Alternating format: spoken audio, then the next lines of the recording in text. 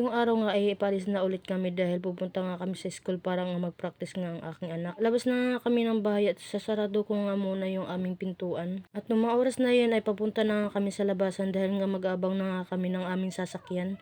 At nung mga oras na yun ay nakasakay na nga kami. At makwento ko nga sa inyo, kahapon nga lang ay may nakausap nga ako na isang tao na siguro ay nakakita nga sa aming mga video. Hindi ko nga alam kung friend ko nga siya dito sa aking Facebook. At bakit ko nga daw ini-expose na ang aking mga anak sa social media, lalong-lalong na daw sa pagbablog. Hindi nga daw papatok ang aking content dahil nga daw ay lagi nga lang daw nasa bahay. Dahil may nakikita nga daw siyang mga nagbablog na ganito nga daw yung content pero hindi naman daw sumisikat. Sinabi ko nga sa kanya na hindi ko naman kailangan sumikat dahil ang kailangan ko nga lang ay yung nag-i-enjoy nga ako. Bakit kaya ganun? May mga tao hindi masaya nga sa mga ginagawa mo. Piliin na lang natin ang manahimik kaysa naman namang apak nga tayo ng kapwa natin tao. Basta nga ako ay lagi ko nga iniisip na basta hindi nga ako nakakasakit ng kapwa ko ay okay nga lang basta masaya nga ako sa ginagawa ko. Lagi nga nating iisipin na pag may mga tao nga ganito na hindi masaya sa mga ginagawa nga natin ay gawin nga nating inspirasyon na lumaban at ipakita nga sa kanila na kaya nga natin kung ano nga ang nakaya ng iba. Nakakalungkot nga lang dahil hindi pa nga tayo nagtagumpay ay may mga tao nang hindi na masaya sa mga ginagawa nga natin. Mga oras na yan ay nagsimula na nga sila